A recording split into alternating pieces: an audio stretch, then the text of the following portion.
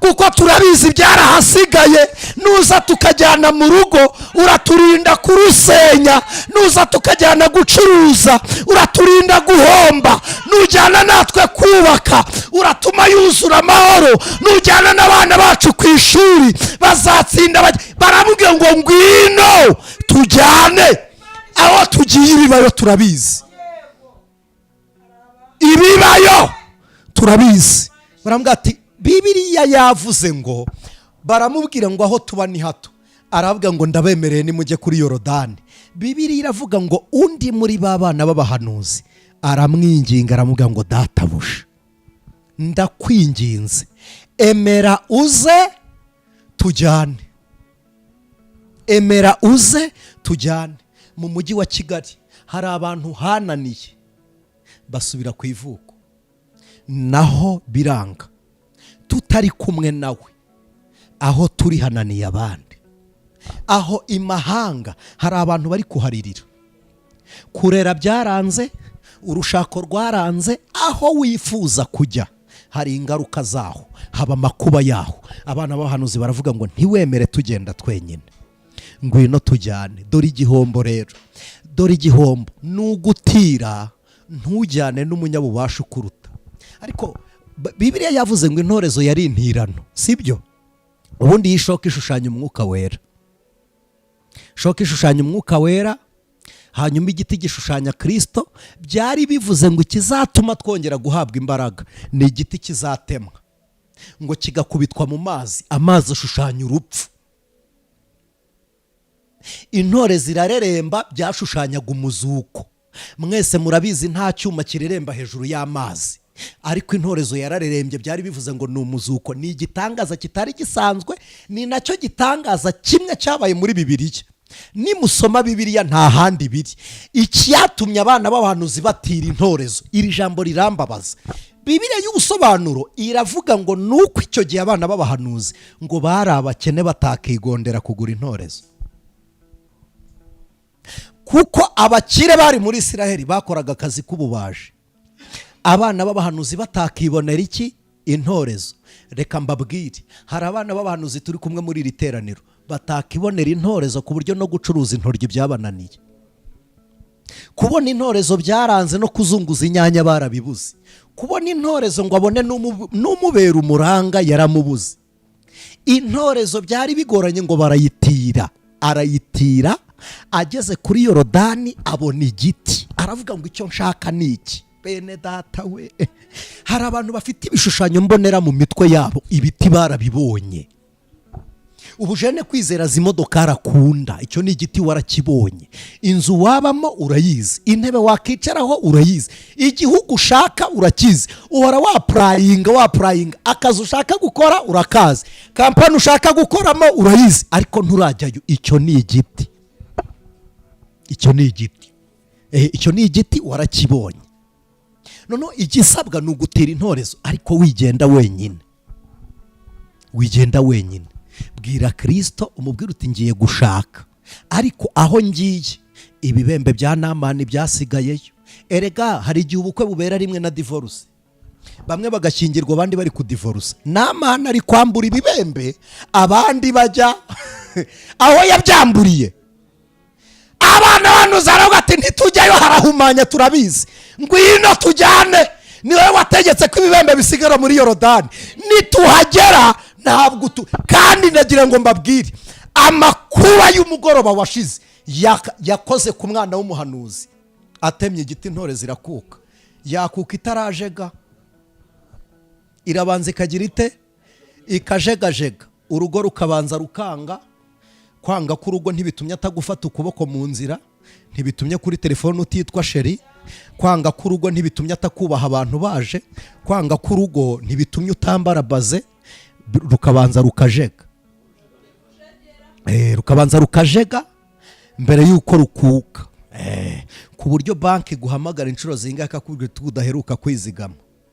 Tukajya tukureba ku iduka, kandi imodokari twarira mu bitekerezo byawe buri kanya. Uranyaruka ukajya muri banki, ukiruka ukajya muri stoke, ukiruka ukajya ku ishuri, hose wareba amadeni ariyo ukajya wiruhutsa buri kanya, bakagira ngo ni imibare uri kubara w'ibyo ucuruza.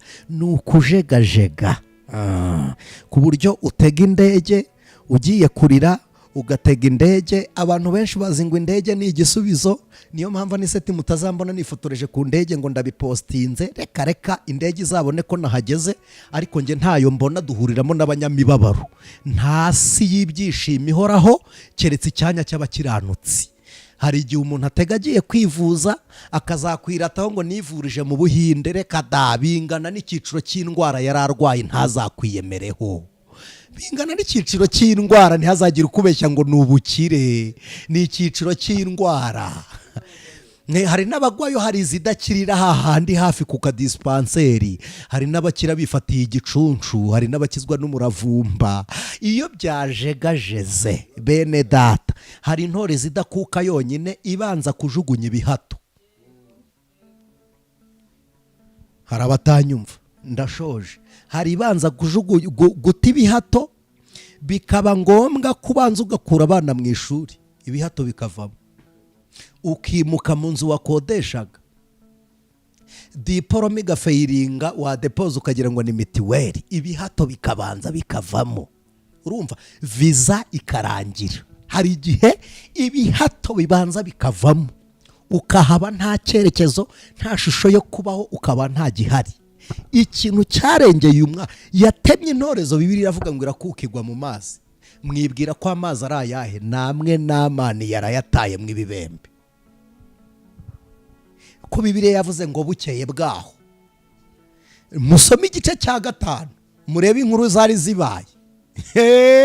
Murebe igice cya 4. Elisa yari yarayakijije umwana igihe yagendaga avuga ngo umutwe we murebe. Iyi yari iminsi yo gukora ibitangaza gusa. Umwana ngo umutwe we agera ubwo apfa. Umwana ngo azuke, Namani ateramo. Namani ngo akire, abana b'abahanuzi ngo aho kuba. Abana baravuga ati tumaze kubona ukuboko gukora ibitangaza, turajyana nako. Bene data, mbere na mbere Imana. Ukuboko gukora gutunga imfubyi niko kuboko nyako. Ukuboko kurimwe imbabazi, kutarimbura gufite ububasha bwo kurimbura, ahubwo kukababarira, kwamara kubabarira kukibagirwa, niko kuboko nyako. N'ahandi yose mwegamiye arajegajega. Nihuta tugasenga. Elisa atema ikindi giti. Wakwibaza kuki atafashe umuhini ngo abari wajugunya mu mazi, ko nawo wari igiti. Byari bivuze ngo nubwo afite umuhini, intorezo nigaruka arakwikira. Bivuze iki? Biravuze ngo ibiganza byanyazwe Imana ntiyabivunnye. Ndasubiramo, ubwenge bwamenye ntabwo bwasaze. Ndasubiramo, buracyari ubwonko, buracyari buzima. Wa mugore wubatse ntiyahindutse. Burya no kubaka byakongera bigashoboka. Igisabwa ni ugukwikira gusa. Ntabwo ari butwara umuhini kuba ufite ikofi itarimo amafaranga. Nta kikofi yawe yishakaho, icyo ashaka ni ugusubizamo ibyagiye. Si ngombwa ngo konte uzisiba uzikuzeho. Icyo ashaka ni ugukwikira, umuhini urahari. Si ngombwa ngo diporome icike, no. Icyo ashaka ni ugukwikira, diporome irahari. Si ngombwa ngo ibitekerezo bishire. Ibyo ni umuhini, icyo ashaka ni ugukwikira, waratekereje. Atema igiti agitera mu mazi, aravuga ngo ngaho rambura ukuboko. Ndasoje. Atema igiti agira ate? Agitera mu mazi. Uyu mwanya reba iyo operation ya Kristo. Reba Kristo ateye igiti. Atera igiti mu barozi, ubuzima bwawe bwafashwemo burerembe. Uyu munsi Imana igusubiza ibihe byawe. Atera igiti mu bucuruzi, aho ubuzima bwawe buri, aho buburiye. Hari igihe umuntu abura ubuzima, abubura areba, akabura icyerekezo cyo kubaho. Dutemye igiti. Nababwiye ngo igiti gishushanya Kristo. Yaravuze ngo ndi umuzabibu, namwe muri amashami. Biravuze ngo Kristo, byari bivuze ngo kugira ngo tubeho nuko agomba gupfa agatemwa. Yobu yaravuze ngo haracyari ibyiringiro ko igiti cyatemwe cyongera kigashibuka. Ndagira ngo mbabwire ko uyu munsi ntabwo bisaba kongera gutema igiti cyaratemwe, ahubwo akira ubuzima, garurirwa ubuzima mu izina rya Yesu Kristo. Muri iri teraniro turi kumwe n'abantu twagambiriye gufasha, twateguje gufasha, ariko turi muri cya cyumweru cya mituweli do sante.